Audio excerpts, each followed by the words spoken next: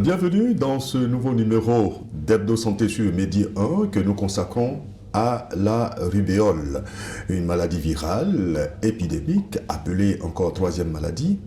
La rubéole est très contagieuse et touche principalement les enfants. Comment se manifeste-t-elle? Peut-on la traiter? Mieux la prévenir?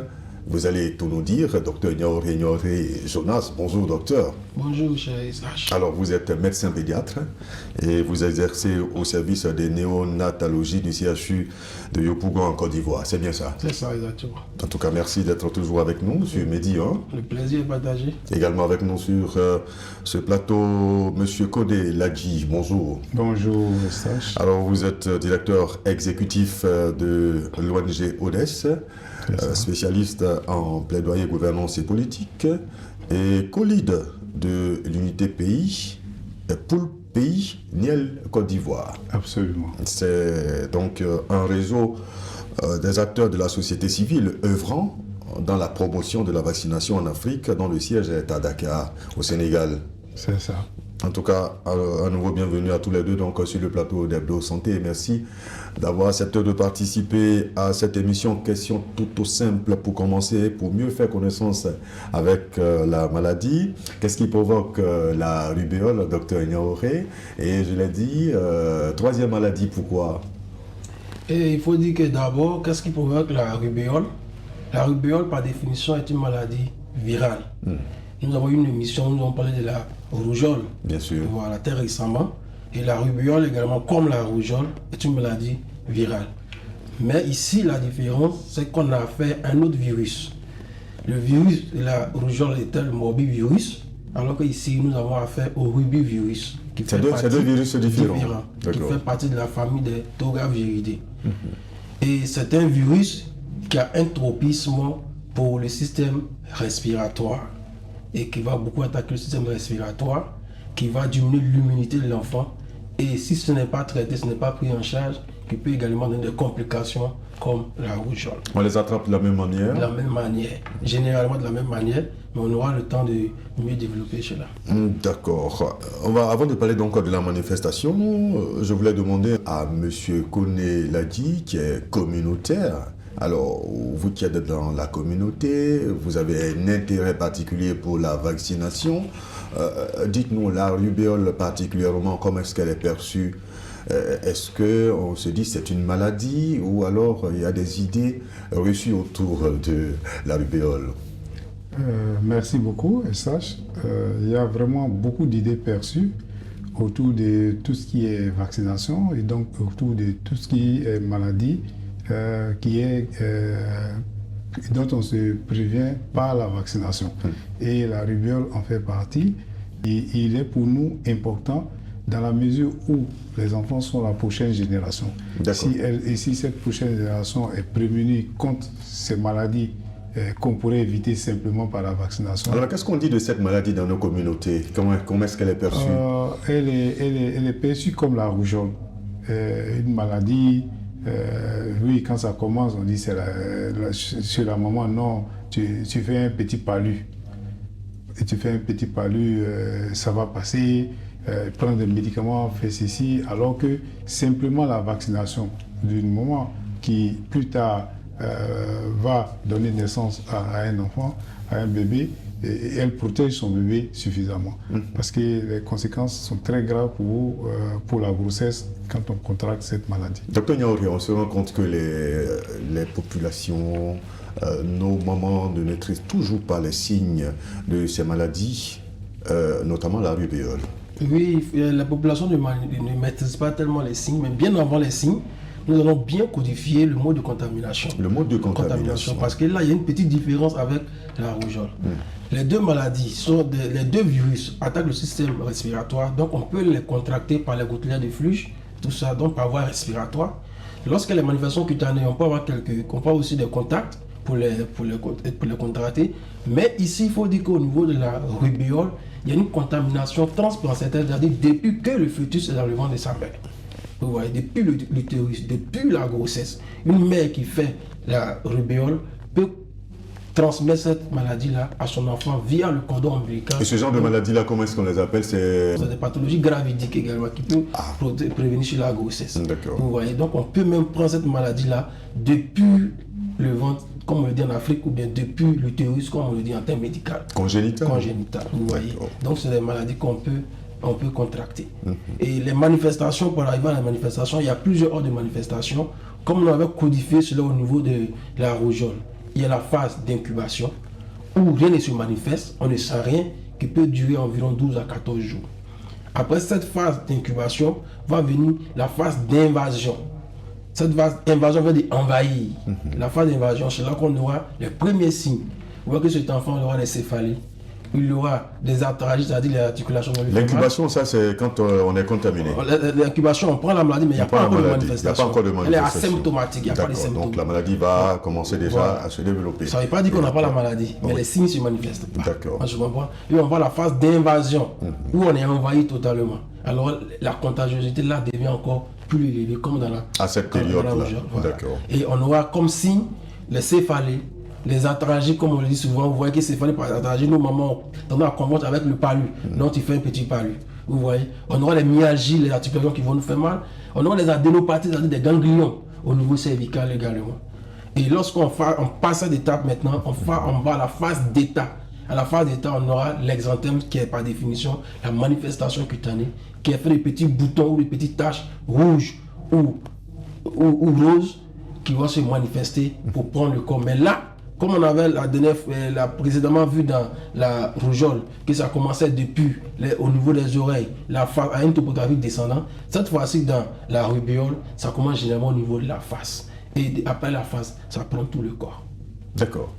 Et généralement, c'est lorsqu'on a la phase d'état avec ces manifestations cutanées que les mamans sont apeurées et qu'elles viennent maintenant nous voir.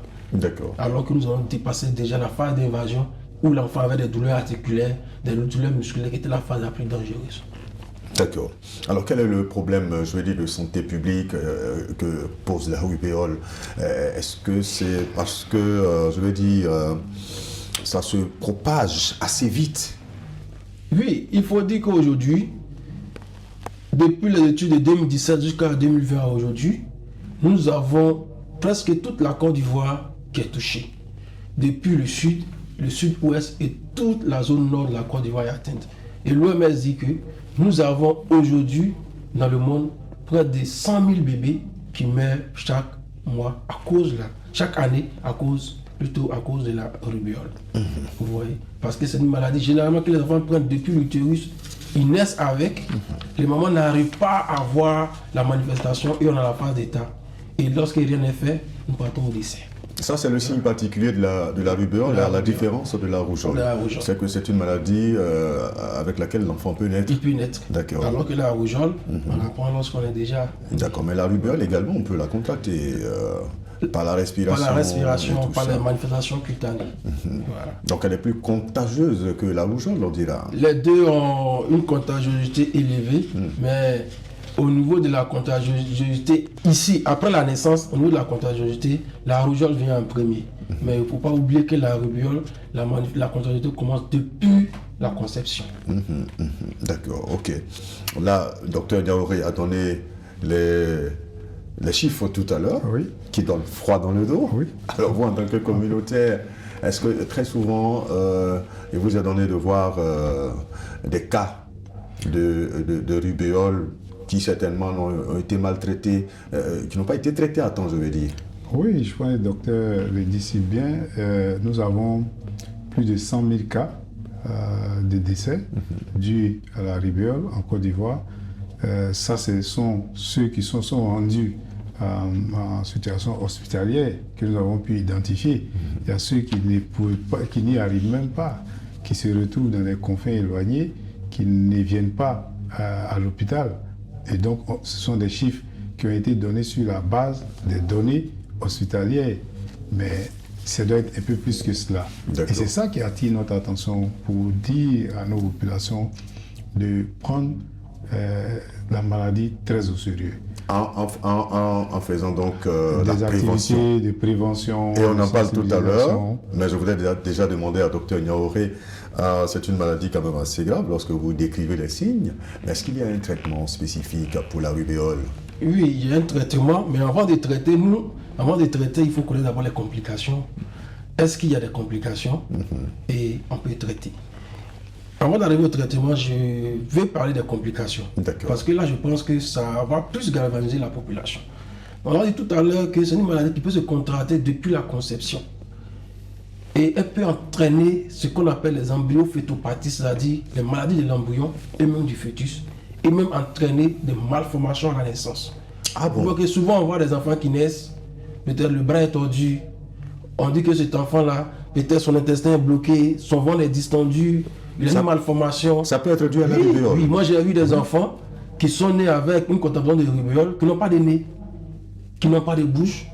On les voit Nous sommes en néonat, donc on les voit tous les jours. Mais est-ce qu'il est possible pour la mère de savoir que elle est en train de transmettre la rubéole à son enfant? Oui, pendant la grossesse? c'est possible parce qu'au cours des consultations prénatales, il y a ce qu'on appelle le bilan prénatal biologique qui nous permet de faire les sérologies de ces maladies qui peuvent entraîner des embryofétopathies telles que la rubéole, la syphilis, toxoplasmose. Il y a des bilans qu'on fait. Mais malheureusement pour nous en Afrique, nos mères ne font pas ce bilan-là. Plein dit que c'est pour un problème financier. Là encore, nous attirons l'attention de l'État pour voir dans quel cas on peut aider ces mères-là pour pouvoir faciliter la réalisation des bilans prénataux. Donc, on fait le bilan prénatal. Dès que la femme est enceinte, elle fait son bilan sanguin pour voir est-ce qu'il n'y a pas cette maladie-là que l'enfant est en train de contracter. En ce moment, quand il y en a, le gynécologue qu'il a reçu va faire la prise en charge pour ne pas que ça ait des conséquences sur la vie de l'enfant. Donc ça, c'est la première complication qui peut se faire déjà chez le fœtus ou chez l'embryon. Tout ce que vous avez dit que c'est une maladie qui touche le système respiratoire. On a aussi les complications respiratoires telles que les pneumonies, les atteintes du poumon, qui peut entraîner des abcès du poumon également, qui peut mettre de l'eau, ce qu'on appelle de l'eau en français terre à terre, mais en médecine on appelle la pleurésie, qui peut mettre de l'eau dans les poumons, vous voyez. Ça peut déchirer même la couverture du poumon et l'air va s'infiltrer entre la couverture du poumon lui-même qu'on appelle le pneumothorax, vous voyez, qui est une cause de mort. Ça peut même toucher le cerveau pour entraîner également une méningite, ça peut entraîner une encéphalite, ça peut toucher le cœur, une péricardite, une myocardite. Il y a plusieurs complications. Ça peut se surinfecter, entraîner une septicémie. Et ça peut donner la mort également. Il ne faut pas oublier cela. C'est une maladie assez grave. C'est grave. Et lorsqu'on a vu ces complications, il revient à votre question du traitement.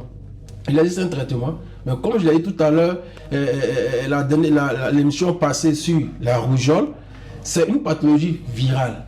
Mais seulement que le virus diffère du virus de la rougeole. Et le traitement il est également symptomatique. Il n'est pas spécifique. L'enfant fait une douleur musculaire, je mets un antalgique, il fait la fièvre, je mets un antipyrétique, il fait son rhume grippe, je mets un médicament pour gérer son rhume, il fait la toux, je gère la toux. Je donne un antiseptique pour cela, pour que ça se surinfecte. Je donne assez d'eau à boire à l'enfant pour ne pas qu'il se déshydrate à cause de la fièvre. Je donne bien à manger à l'enfant pour ne pas qu'il se sente beaucoup fatigué, pour qu'il soit bien nourri. Normalement, avec ce traitement-là, en 5 à 6 jours, ça devait disparaître. Les lésions cutanées où j'ai mis les antiseptiques devaient commencer à disparaître. Mais si ça persiste, c'est qu'il y a des complications. Nous avons citées. D'accord. Et qu'il faut donc rechercher. Il faut également rechercher. Donc, et pour cela, il faut signifier que dans la prise en charge de la rubéole, contrairement à la rougeole, le diagnostic, il est clinique. C'est-à-dire les lésions cutanées, d'abord la part d'invasion, on avait l'énantème, on avait rhume, on avait conjonctivite, on avait les lésions cutanées qui avaient une topographie descendante. Mais dans la rubéole, le diagnostic, il est biologique. Ça peut se faire depuis la grossesse. On peut prendre le liquide amniotique où l'enfant est, on peut prendre le sang de l'enfant et faire le diagnostic biologique. Quand l'enfant est né, on peut utiliser ses urines également, on peut utiliser le sang de l'enfant également pour faire le diagnostic. Donc, contrairement à la rougeole, dont le diagnostic est essentiellement clinique, le diagnostic de la rubéole est essentiellement biologique. Est-ce que la rubéole peut toucher les grandes personnes? Ça peut toucher tout le monde, d'autant plus que la femme enceinte même fait ça. C'est une grande personne, bien sûr. Donc ça touche tout le monde. Seulement que lorsqu'on est adulte maintenant, on ne pourra plus faire le vaccin parce que le temps du vaccin est passé. Alors il faut vite aller à l'hôpital pour la prise en charge. Je pense qu'on reviendra sur le vaccin. D'accord. Voilà. On reviendra justement sur le vaccin qui reste l'un des meilleurs moyens. C'est ça. Plus sûr pour éviter donc la rubeole. Et vous travaillez donc dans ce sens. Vous, Niel, Côte d'Ivoire, qui est donc un réseau d'acteurs pour la promotion de la vaccination. Alors, qu'est-ce que vous faites exactement? Merci beaucoup. Le réseau Niel, c'est un réseau africain qui est représenté dans presque tous les pays africains, francophones comme anglophones. Pour ce qui nous concerne, pour la partie Côte d'Ivoire, l'unité nationale est composée de 31 organisations à ce jour, réparties sur le territoire national et dans plusieurs districts. Et nous avons pour ambition donc de couvrir les 113 districts actuels de la Côte d'Ivoire. Et au sein de Niel, nous faisons spécifiquement la promotion relativement à la vaccination.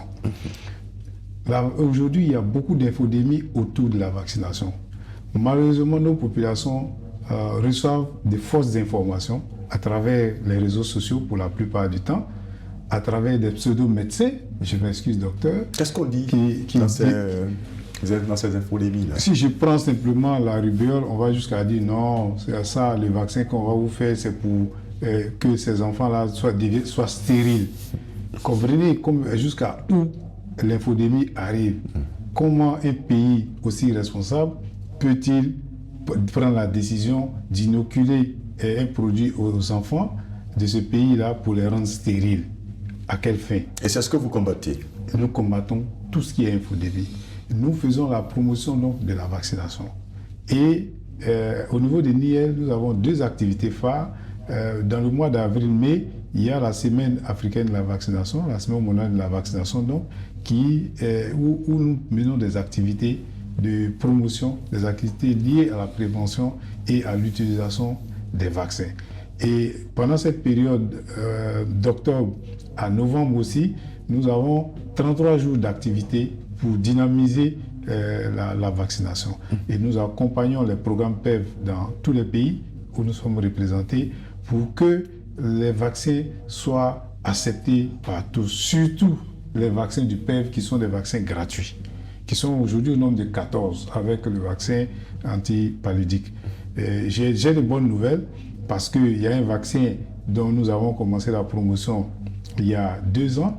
Aujourd'hui, les populations ont compris, c'est le vaccin contre le HPV. Nous sommes en octobre, donc un mois dédié au cancer féminin. Aujourd'hui, nous avons les enfants de 9 ans qui se font vacciner et la demande est tellement forte. Je viens même du terrain, la demande est tellement forte qu'actuellement nous sommes en rupture de vaccin. C'est la preuve que notre message porte et que nos communautés sont en train de comprendre. C'est la même chose, c'est le même message qu'on passe autour de la vaccination contre la rubéole, comme le docteur vient de le dire, qui a des complications graves jusqu'à la mort. Et toutes ces complications peuvent être évitées simplement par le vaccin.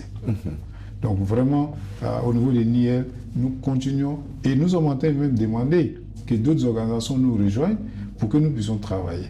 Pour les pays francophones, nous développons un certain nombre... Vous trouvez que le nombre d'organisations n'est pas assez, parce que dans notre stratégie, nous voulons aller au dernier kilomètre. Pour y arriver, nous sommes actuellement au niveau district dans nos interventions. Nous voulons descendre en aire de santé. Ça veut dire quoi? Que si nous sommes 3-4 organisations dans un même district, nous divisons les aires de santé pour avoir un meilleur impact de nos interventions au niveau de ces aires de santé-là. Ça nous permet de toucher le dernier kilomètre. Voilà un peu ce que nous faisons au niveau de Niel, au niveau du réseau Niel, à travers toute l'Afrique. D'accord. Et c'est essentiellement donc l'information, lutter contre je veux dire, la désinformation, oui, à travers donc les idées reçues sur la vaccination. Essentiellement, avec un peu de renforcement des capacités des différents acteurs naturellement. Il y a certains qui nous ont rejoints cette année.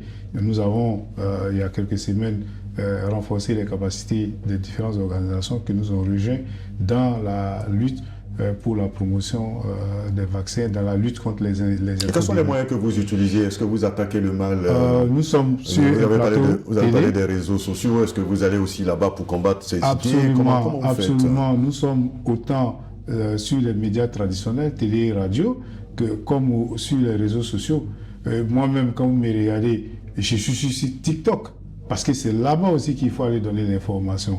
Je suis sur Instagram, je suis sur YouTube, il faut utiliser tous ces moyens-là. Les réseaux professionnels, nous y sommes. Bien sûr. Parce que même parmi les professionnels, certains aussi participent à l'infodémie, malheureusement. D'accord. La vaccination, elle est importante. Docteur Niaouré, à partir de quand ça commence? Combien de vaccins doit-on faire pour se prémunir de la rubéole? Il faut dire d'abord que la vaccination reste le premier moyen et le meilleur moyen d'éviter cette maladie-là. Comme je le dis toujours, chez nous en médecine, on préfère prévenir que de guérir. On préfère prévenir que de lutter contre les complications atroces qui peuvent aller jusqu'à la mort. Et cette vaccination-là est couplée avec la vaccination de la rougeole. Et elle se fait à partir de 9 mois, la première dose. À 15 mois, on fait un rappel. On ne fait pas le vaccin de la maladie de l'une sans l'autre, hein? Les deux sont combinés. Les deux sont combinés. Voilà, les deux sont combinés. D'accord. Donc on fait la première dose à 9 mois. À 15 mois, on fait une seconde dose. Les deux doses sont censées nous protéger. Mais s'il arrivait qu'on n'a pas pu faire les deux doses, entre l'âge de 3 ans et 6 ans, on peut rattraper la deuxième dose. Donc c'est un appel que nous lançons à la population du monde entier, précisément de l'Afrique et en particulier c'est de la Côte d'Ivoire, pour dire que la campagne est en cours, elle est gratuite, elle n'est pas payante. Les agents du ministère de la Santé, avec la collaboration des sociétés civiles, les ONG, ont immergé toute la Côte d'Ivoire.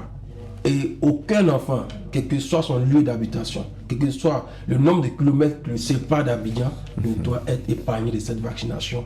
Car c'est une maladie qui a des conséquences. Et aujourd'hui, nous avons la facilité, nous avons cette opportunité de l'éviter, nous avons cette opportunité d'être à l'abri. Alors la population devait s'y mettre pour qu'ensemble, nous évitons les conséquences. D'accord. Et la maman, est-ce que la maman peut, vous avez parlé de consultation, lorsqu'on se rend compte, après des examens, que la femme porte donc le virus de la rubéole, est-ce que la maman peut prendre des médicaments pour éviter les conséquences que l'enfant puisse contracter la maladie, par exemple, docteur? C'est une maladie qui est virale, c'est un virus. Et après le bilan prénatal, lorsque la contagiosité a été mise en évidence, alors le gynécologue donnera généralement des conseils à la mère pour éviter un certain nombre de choses. Donc ce n'est pas des médicaments spécifiques qu'on prend, c'est des conseils. Parce qu'il y a des facteurs favorisants, c'est des conseils qu'on donne à la mère. Et elle revient encore en consultation pour redoser tous ces éléments qu'elle a, son bilan qu'elle a fait, pour voir que cette contagiosité-là a disparu suite à ce conseil-là. Ils vont, par exemple, ne pas manger telle chose, de ne pas manger telle chose, de ne pas consommer telle chose. Et normalement, quand elle ne le fait pas, ça va passer. Ça marche, ça marche sans problème. Elle peut mettre l'enfant sans problème. Une fois qu'il n'y a pas eu de malformation, l'enfant va naître sans problème. Mais généralement nos populations viennent à l'hôpital avec un moment tardif de réalisation du bilan prénatal. Vous voyez, dès qu'elle est déjà enceinte, elle va attendre le 3e trimestre venir faire son bilan. En ce moment, la contagiosité est là, l'enfant a déjà pris les malformations. On n'y peut rien. Vous voyez, non? Voilà. Ça, le médecin radiologue va lui dire que lorsqu'il a fait l'échographie, ton enfant a telle contamination. Si elle veut, elle va aller au bout de la grossesse. Par contre, on aura d'autres mécanismes. Donc pour les jeunes mamans qui nous regardent là, quand elles prennent la grossesse, à quel moment il faut partir? Déjà au premier trimestre. Au premier trimestre. D'accord. Au premier trimestre. Les 3 premiers mois, il faut à l'hôpital faire son bilan prénatal. D'accord. Pour commencer donc la première consultation prénatale. Et déjà on peut voir s'il y a des anomalies ou pas. Ou pas. Et la maman doit, en même temps, il faut sensibiliser les mères. Chaque mois, une mère doit faire une consultation prénatale chaque mois. Pour qu'on ait au moins 8 consultations prénatales avant la naissance de l'enfant. Qu'est-ce qu'on retient donc de votre combat contre la vaccination? Le vaccin comme solution pour se prémunir de beaucoup de maladies et éviter d'écouter tout ce qui se raconte autour de la vaccination. La vaccination est le premier remède médical, c'est le premier remède contre toutes les maladies. Tant qu'il en existe, il faut se faire vacciner. Même des vaccins qui ont été découverts dans un délai assez court, tels que le vaccin contre la Covid, ce sont des très bons vaccins. Il faut se faire vacciner pour éviter les complications, comme le docteur l'a dit. D'accord. En tout cas, merci beaucoup, M. Koné. Docteur, qu'est-ce qu'on retient donc comme message important au sujet donc, de la rubéole? Maladie virale très contagieuse, très dangereuse, avec plusieurs complications qui peuvent aller depuis la naissance par des malformations jusqu'à la mort. Et le vaccin reste le meilleur moyen pour éviter cette maladie-là. C'est le vaccin. Il n'y a pas de médicaments traditionnels, il n'y a pas de consultation traditionnelle. Il faut aller à l'hôpital et il faut éviter cette maladie. Et surtout même, il faut éviter tout ce qui est traditionnel et tout ça, je pense. Hein. Voilà, il faut éviter. Voilà, lorsqu'on voit des boutons, lorsqu'on voit vraiment des signes qui apparaissent, je pense qu'il faut aller voir le médecin plutôt que de donner d'autres interprétations. Voilà. Non, ce sont des boutons de sueur. Il faut le bouton pour grossir. Tout ça, là, il faut éviter. Et effectivement, voilà des idées reçues lorsqu'on voit des boutons. On dit non, l'enfant est en train de grossir. On n'est pas avec les boutons. Donc, quand ça y est là, il faut... Lorsque ça apparaît, forcément, ça signale quelque chose. D'accord. En tout cas, merci pour toutes ces informations très utiles, docteur Niaoré Jonas. Merci. Je rappelle que vous êtes médecin pédiatre au service de néonatologie du CHU de Yopougon en Côte d'Ivoire. Merci encore une fois. Merci. Et puis... on aura plaisir à vous recevoir une autre prochaine fois. Merci beaucoup, docteur. Merci également à vous, M. Koné Ladji. Je rappelle que vous êtes le directeur exécutif de l'ONG ODS, qui signifie Organisation pour la démocratie et le développement économique et social, qui tient sur 4 piliers. D'accord. On aura l'occasion de revenir sur ces piliers une autre fois. Je rappelle que vous êtes également spécialiste en plaidoyer, en gouvernance et politique et co-leader de l'unité pays et pour le pays de Niel, Côte d'Ivoire.